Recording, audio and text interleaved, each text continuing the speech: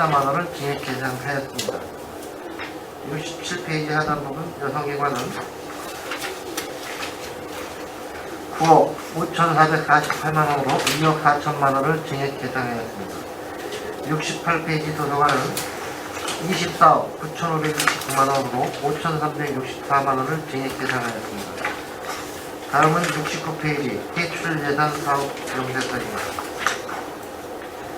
사회복지국 대출 예산은 복지정책과 254억 3,745만원, 생활청소년과 349억 4,965만원, 노인장애인과 1,251억 7,053만원, 여성가족과 1,271억 5,976만원, 여성의관 39억 8,030만원, 도서관 99억 2,462만원으로 총 3,266억 2,233만원이 되겠습니다. 다음은 부서별 세부 추진 내역을 주요 사업 위주로 설명드리겠습니다. 70페이지 복지정책과 서관입니다. 복지정책과는 254억 3,745만원으로 기정예산보다 4억 2,050만원을 증액하였습니다. 복지재산 추전금에 3,220만원을 증액한 8억 2,884만원을 계상하였습니다. 사회복지정보센터 운영은 도비 일몰사업으로 확정되어 2017년도 본 예산의 11호 전액 편성하였으나 근본 도비 보조금 내시되어 도비 부담액을 반영하고 12 1,050만원을 삭감하였습니다. 생성복지타운 음향방송장비는 2009년식으로 노후되어 자진 고장으로 인해 각종 행사나 업무 추진 시 불편을 초래함에 따라 교체 공세도 1억 2,480만원을 계상하였습니다. 71페이지 읍면동 복지허브와 확산 지원에 따른 복지서비스 차량 지원에 2억 3,600만원이 증액된 5억 9,500만원, 차량 취득에 따른 탁송료 조달 수수료에 850만원을 계상하였고, 읍면동 맞춤형 통화서비스 지원에 2,460만원을 증액한 1억 3,380만원을 계상하였습니다. 다음 72페이지입니다. 지역자원센터 종사자 처우 개선비 480만원은 전액 도비를 편성하였습니다. 이상 복지정책과 설명을 마치고 73페이지 생활청소년과 도관입니다. 생활청소년과는 기정예산보다 15억 7,897만원을 증액한 349억 4,965만원이 되겠습니다. 청소년시설 연장 운영 방침에 따라 청소년재단 인력 충원을 위하여 3억 8,975만원을 증액한 24억 6,075만원을 계상하였고, 청소년의 건전한 여가 활동을 위하여 청소년 문화의집 노래방 기계 설치비와 청소년 문화센터 농구대 설치에 4,195만원, 공공청소년 수련시설 청소년지도사 배치 지원에 1억 6,680만원을 계상하였습니다. 청소년 문화센터 안내데스크 이전 설치 1,200만원, 챌린지장 계단 설치 공사에 1,500만원을 계상하였습니다. 74페이지는 국도비 변경 내시에 따라 국도비 변경 내시 금액을 반영하였습니다. 75페이지는 있습니다. 여름철 물리장 운영비 2억 8천만원과 청소년 영어캠프 운영비 2천만원을 대행사업비로 계상하였고, 지난해 청소년 정책 우수기관 국무총리 표창으로 수여된 포상금으로 선두활동 강화를 위한 피국비로 200만원, 지주생활보장 생계급여에 4억 7,069만원을 증액한 272억 1,212만원, 지주생활보장 교육급여는 1,146만원을 감액한 1억 4,101만원을 계산하였습니다. 76페이지입니다. 기초세급자 정부 양국 할인 지원에 1억 2,006만원을 증액한 3억 3,689만원, 의료구역은 특별회계 전출금으로 6,537만원을 증액한 23억 263만원을 계산하였습니다. 다음은 77페이지 노인장애인과 도관입니다. 노인장애인과는 기정예산보다 18억 8,970만원이 증액한 1,251억 7,053만원이 되겠습니다. 노인 돌봄 기본 서비스는 3,783만원 증액하여 6억 9,651만원을 계산하였습니다. 78페이지 노인 일자리 창출 사업비는 사업량 감소에 따른 참여자 인건비 등 총 1억 4,967만원 감액하여 39억 8,179만원을 계산하였습니다. 79페이지 경로당 냉난방비 및 양곡비 지원은 1억 4,708만원을 증액하여 11억 5,814만원을 계산하였으며 노후 경로당 기능보강사업은 도비 내시 통보에 따라 1억원을 신규로 계산하였습니다. 80페이지 노인복지관 운영비 지원은 정액 지원으로 변경 내시되어 5억 3천만원 증액하여 20억 8천만원을 계산하였습니다. 81페이지 장애인 일반형 일자리 사업은 사업량 증가에 따른 변경 내시 통보로 2억 50만원이 증액하여 6억 9,152만원을 계산하였습니다. 81페이지가 되겠습니다. 중증장애인 활동보조 지원 사업은 평택시 지원에 관한 특별법에 따라 국비 부담 지시율 10%를 변경 내시 통보로 3억 7,425만원을 증액하여 44억 4,026만원을 계산하였습니다.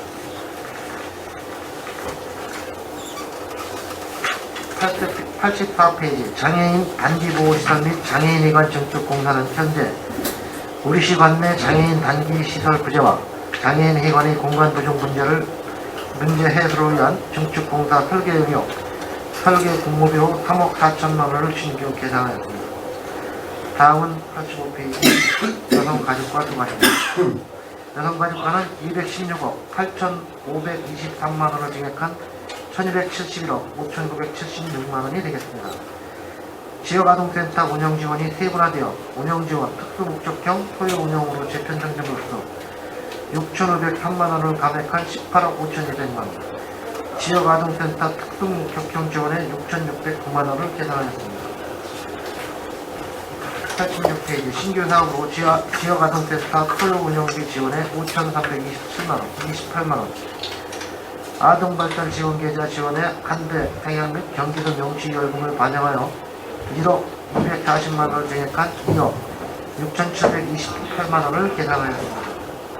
87개 있습니다.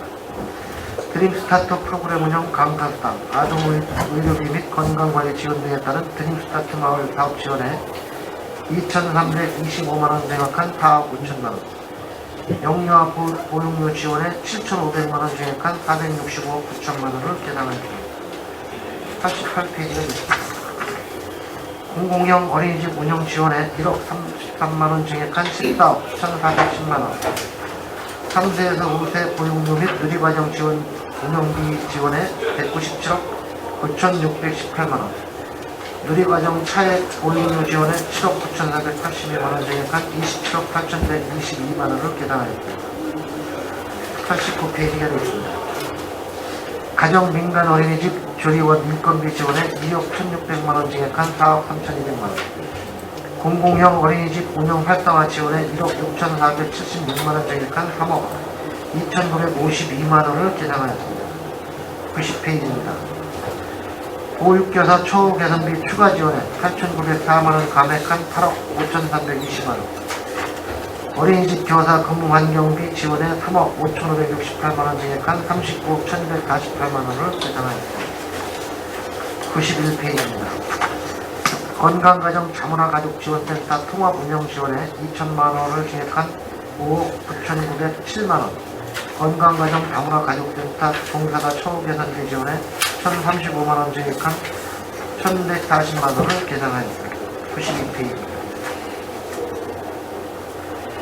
출산 양육에 대한 인식 및 태도 변화를 위한 지역 특화 출산 장려 사업 지원에 3천만원, 저소득 한부모가정 학용품 지원, 추가 아동 양육비 지원의 통합 운영에 따라 저소득 한부모가정 지원에 2,770만원 증액한 10억 9,618만원을 계산하였습니다.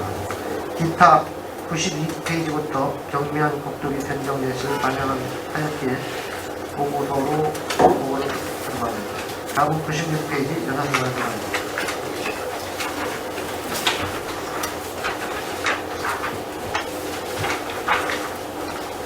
여성의관은 39억 8,300만원으로 기정 예산보다 20억 9,820만원을 증액하였습니다. 내진 구강 사업은 재난안전 특별교부 때 2억 4천만원이 지원되어 당초에 편성된 사업들을 합감하고 특별교부대로 변경한 사항입니다. 노후화된 흡수식 내문수기 교체 비용으로 1억원, 여성 일원 리모델링 공사와 관련하여 집기 이전 비용도 공사비로 10억 9,820만 원을 계산하였습니다. 다음 97페이지 도서관 후관입니다. 기정 예산보다 2억 1,989만 원이 증액된 99억 2,462만 원이 되겠습니다. 경기 은빛 도서 나눔이 사업에 3,962만 원을 계산하였습니다. 98페이지 지산 및 진리도서관의 우수관로 경비공사, CCTV 설치공사 등 시설비로 8천만 원을 계산하였습니다. 작은 도서관 운영 활성화 사업에 9,333만 원을 계산하였습니다. 이상으로 일반에게 세입 대출 예산을 마치고 특별계 예산을 보고드리겠습니다. 153페이지 차관성 민족가수관 의료교육의 세입 분야입니다. 국도비 변경 예시에 따라 의료교육 수급자 본인부담금 지원에 7,360만 원을 감액한 3억 4천만 원, 의료급여 수급자 본인부담금 지원으로 1,288만 원을 감액한 5,320만 원, 일반에게 전입금으로 6,537만 원을 증액한 23억 263만 원을 세입으로 계산하였습니다. 154페이지 의료급여기금 특별에게 퇴출 분야입니다. 의료급여 수급자 본인부담금 지원에 9,200만 원을 감액한 3억 8천만 원, 의료급여 수급자 진료비 및 건강생활 유지비에 5,610만 원을 증액한 22억 5,130만 원, 보건복지부의 의료급여 관리사 처우 개선 지침 시달에 따라 1,600만 원을 처우 개선으로 편성하였습니다. 이상으로 사회복지부 지원 설명을 마치겠습니다. 감사합니다. 네, 사회복지국장님 수고하셨습니다. 계속해서 질의답변을 진행하겠습니다. 사회복지국 소관 세입대출 예산안 63쪽부터 98쪽 및 특별하게 의료급여기금 153쪽부터 155쪽까지 일괄하여 질의하도록 하겠습니다. 질의하실 의원이 계십니까? 박한우 의원님. 네, 박한우 의원입니다. 71쪽에 읍면동 복지허브와 확산 지원이 있는데, 이렇게 되면 차량인데 차량을 이 읍면동별로 다 배치가 되는 건가요? 네. 지금 5개 복동 지금 작년에 구입을 했고요. 나머지 지금 17개 읍면동 올해 금년도 전기차로 지금 배치해 줄 겁니다. 전기차로. 그럼 이제 거기에는 이렇게 뭐 맞춤형 복지 이렇게 써붙이고 다니는 거예요? 시 그 로고만 붙이는. 시 로고만? 예. 그리고 이제 그 맞춤형 복지, 뭐 민관 협력, 지역사회 보장 협의체 활성화 이런 건데, 지금 이제 제가 김장 관련해서 새마을의 김장 관련해서도 이제 그런 제안을 했었는데, 이게 읍면동 단위에서 맞춤형 복지라고 하면 그 동 단위의 단체와 또 그 맞춤형 복지팀과 이렇게 연계해서 이런 사업을 좀 앞으로 전개하고 활성화시키면 어때요? 지금 이제 읍면동 협의체 위원들하고 이제 제일 많이 연계가 되는 거고요. 그분들하고 또 유대가 있어서 이제 기밀이 운영이 돼야 되는 게 이제 맞춤형 복지팀이거든요. 이제 그 맞춤형 복지팀에 그 위기가정이 발견이 되면 그 일반 그 단체들을 이용을 해서 그분들한테 직접적으로나 간접적으로 복지 서비스를 이제 제공하게끔 지금 되어 있는 거거든요. 그러니까 아무래도 긴밀하게 그분들하고 또 많이 또 서비스 연계가 돼야 되겠죠. 네, 그래서 제가 이렇게 보면 두세 개 동기에서 이렇게 묶어서 예. 하나가 되는데, 그래서 지금 이 지역사회 보장 협의체와 관련해서 활동하는 분들하고 예. 기존에 이제 활동하고 있는 뭐 새마을, 바라게 등등의 이제 단체들과 이것이 중복되지 않게 어떻게 협력을 잘 할 건가, 맞춤형 복지라는 차원에서 그런 고민도 좀 필요한 거 아닌가 이렇게 생각하는데. 읍면동 보장협의체 위원들 중에는 다른 단체에 이미 소속되어 있는 그 위원들 분들도 많이 계시거든요. 그러니까 일단은 우리 이제 맞춤형 복지팀에서 위기가정한테 연계해줘야 되는 서비스가 뭐 새마을에서 하는 뭐 그분들 나름대로 어떤 뭐 환경정비라든가 아니면은 밑반찬 뭐 그런 배달 사업도 이제 하거든요. 그런 거를 이제 배달을 한다든가 이제 그런 식으로 전혀 무관하지는 않죠. 네.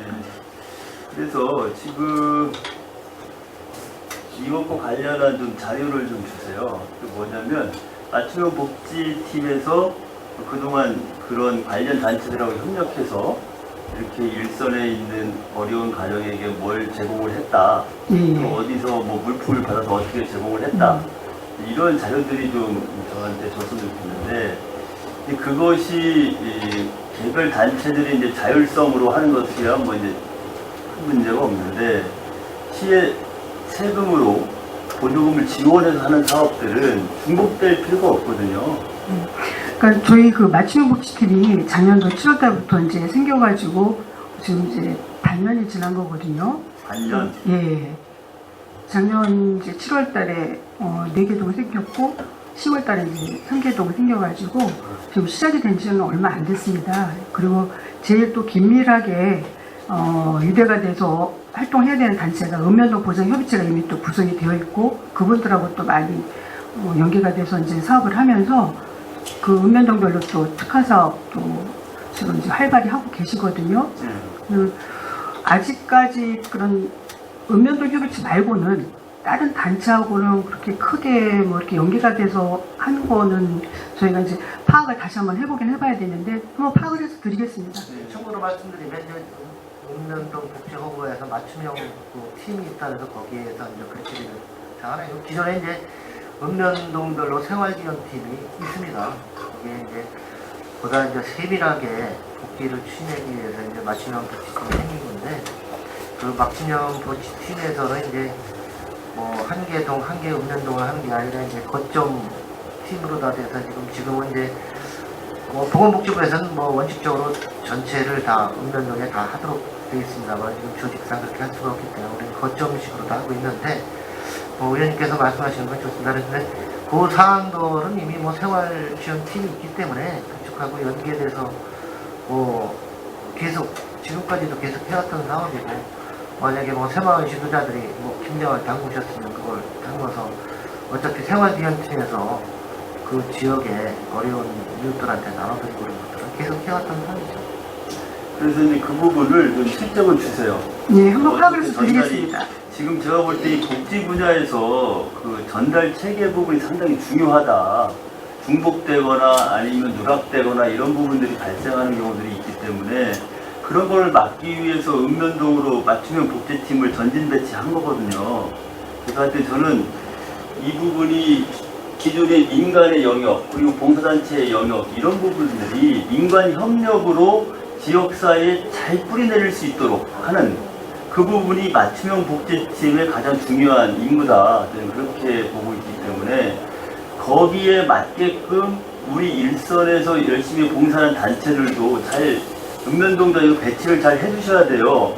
근데 이제 지금 제가 그 새마을 김장 작년에 행정사무관에서 지적했던 부분이 뭐냐면 이것은 개별 단체가 선택할 부분이 있는 거고 시에서 지도해야 될 부분이 있는 겁니다. 역할이 따로따로 있는 거예요. 그러면 시에서 그런 부분들을 어떻게 지도하는 게 바람직한가 그런 고민을 복지 쪽에서 좀 할 필요가 있다. 새마을이 하는 일이니까 새마을 담당 부서가 관리해야 된다라고 볼 수 있지만 그분들이 취지 자체가 어려운 이웃에게 김장을 담아서 주겠다는 거예요. 그럼 누구에게 줄 건지 어떻게 줄 건지 복지적 시각에서 복지 시스템에서 그 부분을 흡수해줘야 된다. 어떻게 생각하세요? 맞는 말씀입니다. 그분들이 이제 김장을 담궈서 이제 일반 읍면동의 저소득층들한테 이제 수혜가 가는 거잖아요.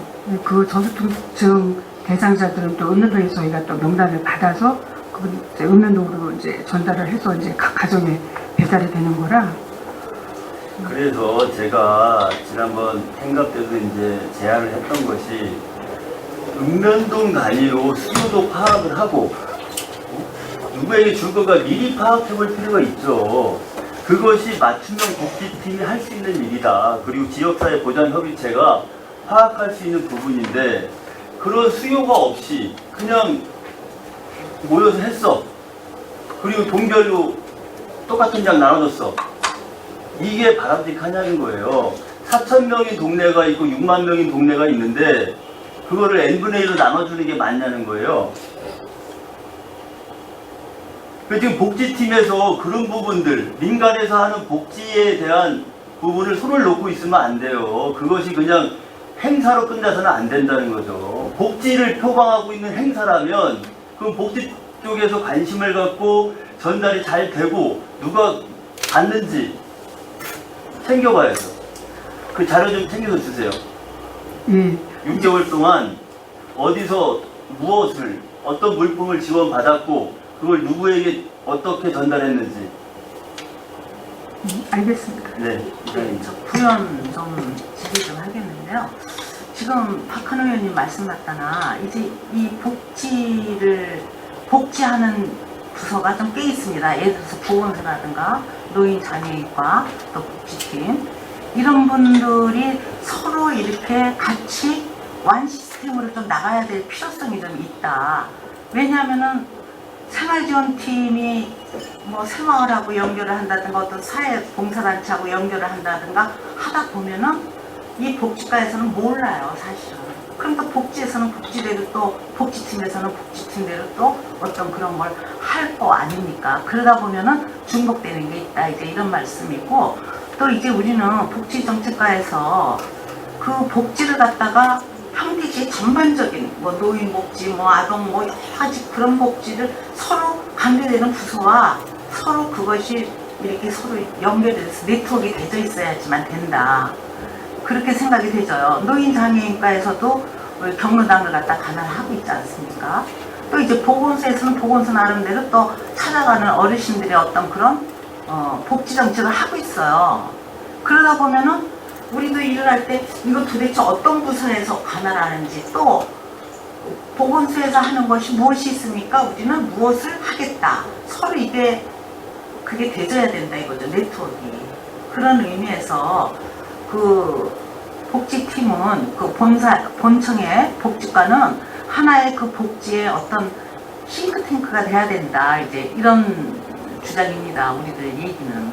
그래서 전반적으로 전부 다 이렇게 손에 다 보이셔야 돼요. 이런 모든 것들이. 하다못해 뭐 빈장을 담그면은 어디에서 이렇게 담그고 있는데 이런 것들이 또 이제 그 22개 읍면동에 그 뭐 사장의 계층이라든가 또 좀 더 저소득층 뭐 이런 것들을 갖다 전부 다 이렇게 뽑아가지고 이런 것들이 같이 이렇게 한 라인으로 돼가지고서나 지원이 되게끔 이렇게 다 해줘야 된다는 그런 지금 이야기거든요. 의원님 말씀 좋으시고요. 지금 읍면동으로 되는 시스템 그렇게 하고 있습니다. 다 그렇게 돼 있는 그런데 그렇게 되고 있는데 그래서 아까 생활지원팀 얘기 자꾸 하시는데 네. 그러면은 우리 복지과장님께서는 다 그걸 꿰뚫고 있느냐 이거죠.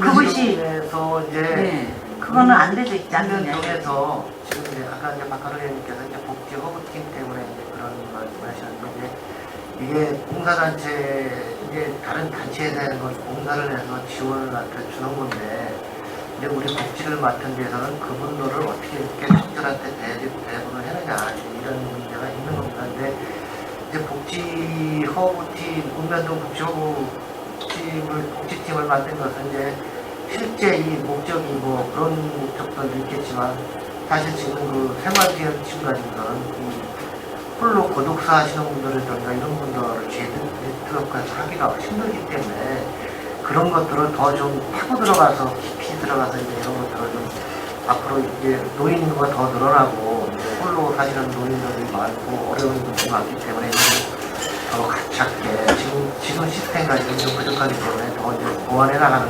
사항입니다. 그리고 아까 이제 우리 의원님께서 말씀하셨습니다. 각 봉사단체에서 뭐 긴장을 주시고 뭐를 주시고 해서 이게 이제 들어오게 되면 그런 시스템들은 이미 이제 읍면동에서 어디 드릴 거라는 것들은 다 지금 갖춰 있다는 거죠. 아니 지 이야기는요 알고 있어요. 읍면동에서 다 알고 있잖아요. 파악하고 있잖아요. 그러면 이제 이 본청 복지과에서는 거기에서 또 파생되는 여러 가지 문제점 같은 것들이 생길 수도 있어요. 어떤 것이 이렇게 사업을 하다 보면은 이제 여기에서 어떤 부분은 부족하고 어떤 부분은 어떻게 해야 되겠고 고쳐야 되겠고 뭐 이런 모든 것들이 되져야 그것이 다 한눈에 보여야지만 그런 게 방향 제시를 할 수가 있다 이 이야기거든요. 그렇기 때문에 과장님께서는 그 모든 그런 것들을 갖다 다 복지정책과에서는 가지고 있어야 된다 이 얘기예요.